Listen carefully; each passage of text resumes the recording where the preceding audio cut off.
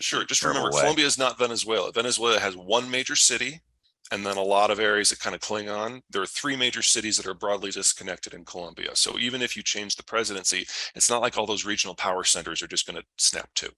Yeah. Well, Let's see. If I was going to choose one thing to do different, I would say that back during the Clinton and the W. Bush administrations, we should have spent about 20 times as much as we did on researching new green techs. Here we are in 2022. There's a broad assessment that the climate is an issue, and we have yet to develop a good technology for mass application that can actually address the problem. Today's solar and wind doesn't work on 80% of the world's surface, and we still don't have a good grid battery. And until we have that, everything else is just rearranging chairs. Baby boomers. There's so many things the baby boomers did wrong. It's really difficult to know where to start. However, you can link into immigration. Way back when, under Jimmy Carter, which is generally not considered one of our more successful presidents, the series of hurricanes hit Central America, and the Department of Immigration went down into Central America to hand out worker permits. And the idea is if you keep your nose clean, you can work, and after a certain amount of time, you can apply for an extension. You can get a ticket home, or you can get on the path to citizenship. And it was the only time in our history that we regularized the illegal immigration flows. And so we actually knew the size of the problem. If we had done something like that in the early 2000s, we would have already, from the additional tax inflows, paid for the entirety of the baby boomer retirement. I'm not nearly as concerned. Now, let me start by saying I'm a fiscal conservative. So the idea of what I'm going to say, it kind of makes my stomach turn, but it really doesn't matter, or at least not yet.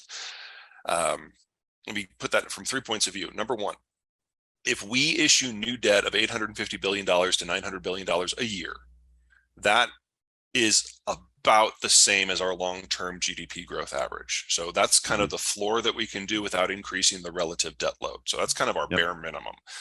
Number two, the United States dollar is the sole global currency. And one of the things that the Ukraine war has shown us is that there are absolutely no pretenders to the throne. Second, when you're the global currency, a lot of the rules don't apply, and that is totally not fair, but it is still totally true. Most countries, most trade use the US dollar as the lubricant of exchange, whether in trade or in their own internal systems. Remember, the US dollar is the second most used currency in every country in the world, except for in the countries where it's the #1 used currency. It is the primary store of value. And more store of value is held outside of the United States than within, which means we're in this weird little system where we can print currency and they have to suck it up. It's rude. It's not fair. It's still true. Oh, and I totally get it. And then we get to the third thing. Fiat's the new norm. We used to have asset-backed currencies, backed by gold or copper, whatever it happened to be. And what people forget about the good old days is they weren't all that good old. You would have one of those that worked in the world because it would attract other people because they wanted that asset-backed nature. And the more successful it was, the more of the gold or the copper that you needed to back it, which meant that every country that had a successful asset-backed currency had to physically expand and go to war for more assets. And that ultimately undid all of them.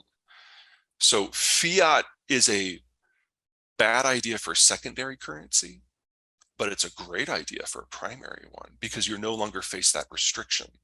So we're now in this weird, strange world where the less involved the United States is, the more stable its currency is because it's not involved in the trading matrix. So countries that are not even trading with the United States now see the US dollar as really their only option, even as the United States kind of melts away from the international scene.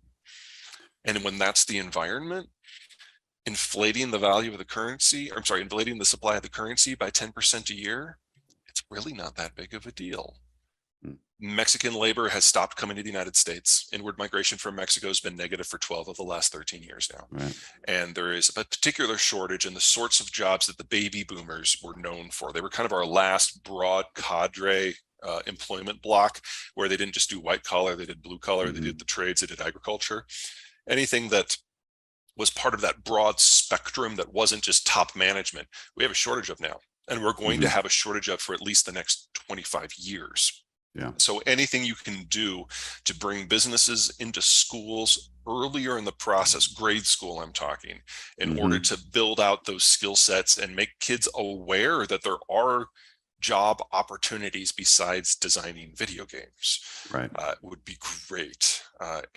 And in the states and the cities that have done this, it's been a runaway success, Yeah. but we need it an order of magnitude bigger at least.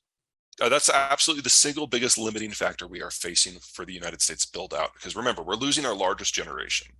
Hmm. We're being replaced by the Zoomers, who are our smallest ever generation. At the same time, we need to roughly double the size of the industrial plant to manufacture. That takes people. That takes people with skill sets that we are not particularly rich with at the moment. And if we can solve that, everything else is so much easier. Oh, about half of there is a section in the industrial commodities Hmm. chapter on it briefly, which explains why I didn't do it much elsewhere. Half of the world's uranium comes from Kazakhstan. And Kazakhstan is sandwiched between Russia and China. And to think that it's going to be part of any trading system in the future is a reach. And then, of course, the second largest supplier is Russia proper. So you can have nuclear as part of the math in either Russia or China, but that's about it. Any place else, you're going to have to do some serious sourcing of your own stuff. Australia is going to provide some options. They're building out as quickly as they can, but for them to just sustain the reactors that are in generation right now, they would have to expand their output by a factor of 15. That's not going to happen. So there will be some specific countries that might be able to have a few reactors, but in the case of the United States, ours are 50 years old. They need to be decommissioned. New ones, I think, are a great idea, but there's a materials issues, there's an experience issue, there's a time issue, there's a regulatory issue, and they're just so much better lower hanging fruit than nuclear, unfortunately, at this time. Well, let's start with the ones that you don't like, wind and solar. There are places where it makes great sense. I mean, Sure. Texas Yeah. is the #1 wind state for good reason. My home state of Iowa is #2. The whole Great Plains are brilliant. And while most utilities in most zones, the idea of getting to zero carbon is laughable, in that area, it makes sense. Also, West Texas is a great solar zone. And yes, it takes a lot of land, but if it takes a lot of land that's not in farm use, like in, say, West Texas, that's great. So the first metro in the United States to likely go 100% green is freaking Dallas Fort Worth. And I don't think there are environmentalists in that city. Renewable side. Yeah, I'm absolutely with you on natural gas. It's more flexible, it's less carbon intensive, it's produced at home. We have a methane leakage issue to solve, but that is something that everyone in the industry broadly agrees is an issue, and they are working on it. I don't mean to suggest they're going to solve it tomorrow, but it's not something that is being ignored. The big advantage of natural gas over the more intermittent stuff isn't just its reliability, it's just by definition, your wind turbines and your solar panels are not in your population center. And so Mhm. the weather that you are adapting to with your energy usage locally does not necessarily match up with the production quotient that you have a few hundred miles away. Natural gas, you don't have to worry about that. Natural gas plants, as a rule, are located within 50 miles of their population center, and they can ramp up and ramp down in 10 to 15 minutes. Yeah. Interesting. Not as low cost as we have become used to in kind of this throwaway society that we have around the world for the last 20 years, but something that would Hmm. not regenerate too much of an inflation pulse, and you'd only have to pay that once. Additionally, while there are huge restrictions on every industrial commodity, whether because the processing is China or the sourcing is in Russia or it's in Africa or wherever it happens to be, people forget that we have the whole Western hemisphere here. And most of what we need, not all, most of what we need is within the hemisphere. Now, that, if anything, maybe requires a little bit more of a mindset shift than simply regulation at home. We have to have better relations with countries like Bolivia, which is Hmm. a country that is very difficult to have a positive conversation with for anyone. But the materials are here. Now, the technologies in play for most of the advanced technologies we're looking at today, including most of the green tech that we're having today, the Western Hemisphere is the only option for getting most of the materials all in one place. Everywhere else, it's kind of scattered, and a lot of times it's behind war zones. So we're having that issue right now with copper and aluminum in Russia, for example.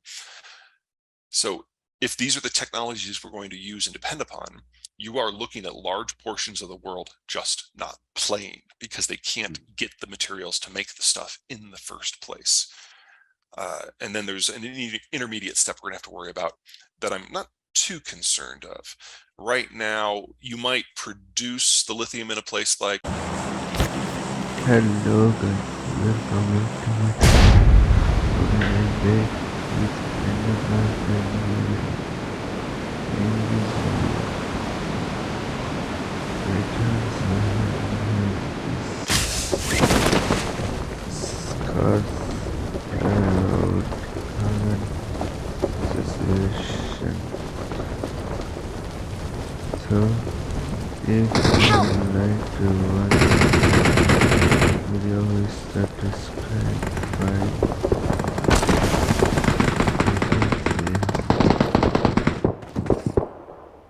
and you can subscribe my channel and watch each and every video daily.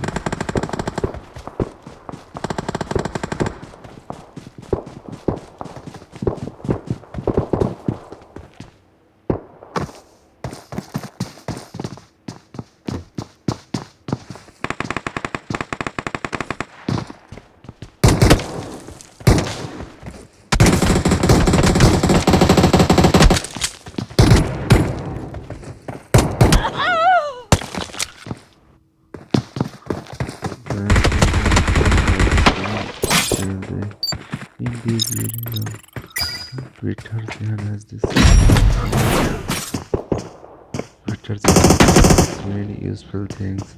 So guys, if you like to watch Twitter Jehan's content, then you can subscribe my channel and watch each and every video, because I will regularly upload this type of video in my channel. So I hope this Twitter Jehan share some information which you will be interested. If you like to watch this content, then subscribe and comment below. I will be back with the video next time. Bye for now.